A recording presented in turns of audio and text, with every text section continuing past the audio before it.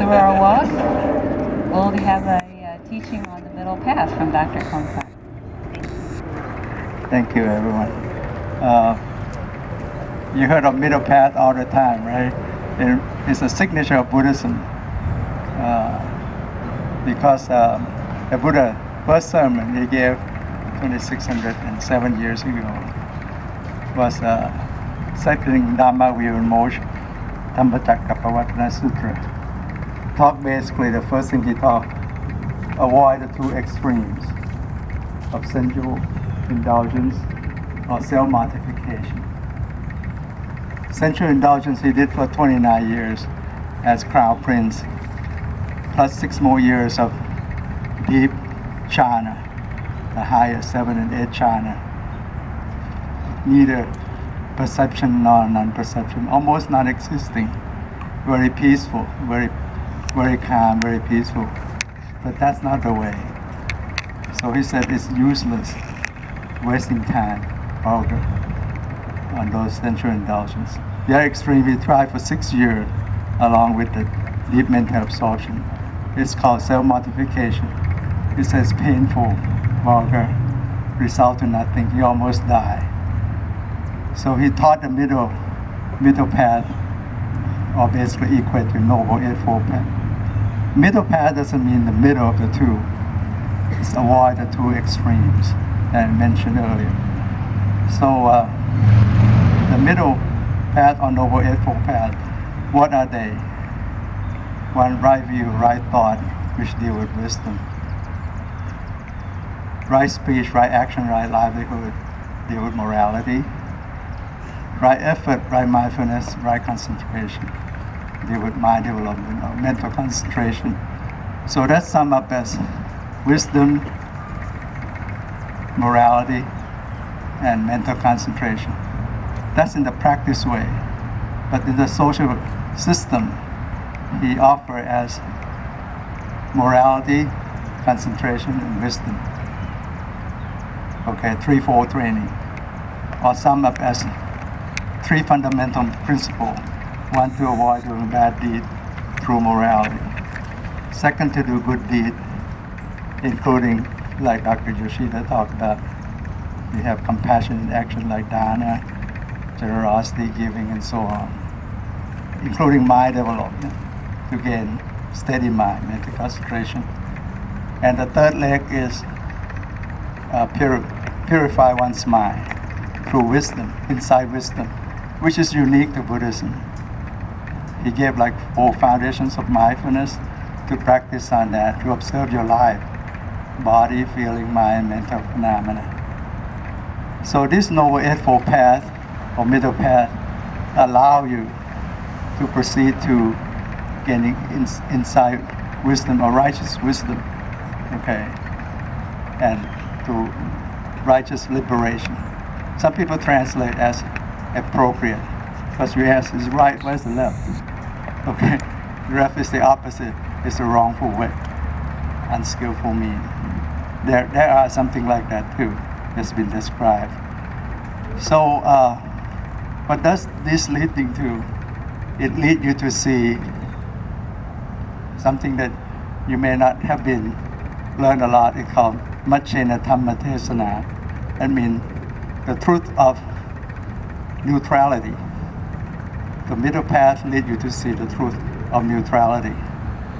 You look up, there's no Machena Dhamma, or the path, or the truth of neutrality, because it has Tesana, I mean the teaching of this truth of neutrality.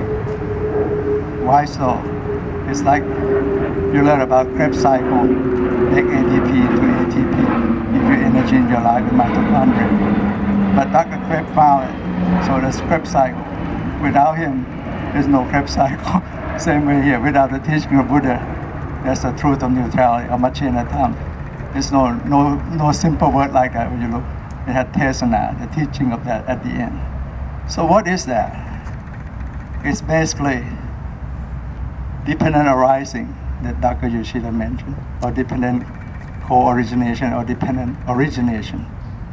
Thing doesn't exist independently by itself. It has cause and effect. That's why Buddhism teach about law of causation or causality. It doesn't come about by itself independently. Only one thing that exists in the universe independently is beyond the universe, or nirvana. Okay? Everything in the universe depends on other factors to exist here. That's why the Buddha taught to Aschi, one of the first 5 enlightened ones, and he taught to Sariputta when he was a lay person. The Buddha taught anything that exists from a cause, he would teach the cause and the end of such phenomena. So what are dependent arising? It starts from not knowing the truth, ignorance. I mean, you don't know that thing exists from the cause, didn't know dependent origination, didn't know the Four Noble Truth. So generate mental impulse with your bias, because you don't see it, you have your bias. So it activates your mind, tainted your mind, mental consciousness, tainted, and it generates self-image hologram called Nama Rupa. Nama Rupa, Nama is mind, Rupa is form of your mind, is your mental image of self-image hologram. It's not there, but it's there. It's there, but not there. It's basically, it's the 3 universal characteristics that Venerable Daikaku mentioned. Impermanence, imperfection, selflessness, or voidness, emptiness. So once it generates self-image hologram, it tainted your 6 sense sphere, eye, ear, nose, tongue, body, and mind, got corrupted. So contact, feeling are corrupted, result in craving and clinging and becoming your thoughts, and birth into your thoughts, and aging, ripening of your thought, and your thought die down. You have grief, doubt, sorrow, lamentation, despair, and you long for it, and then you go on to the next thought process. It's called the minor world that you generate thousands of times each day, the mental moment, the life cycle of your thoughts all the time. So when you see this, you also see the law of karma. Your karma based on this, because your bias, you act up with skillful mean or unskillful mean, wholesome, unwholesome act. So basically this is the middle path, because like you ride a bike, you cannot lean left or right, you fall, right? It's a process that keep running. That's why it's unbiased process, the neutral process. That becomes the middle path in that way.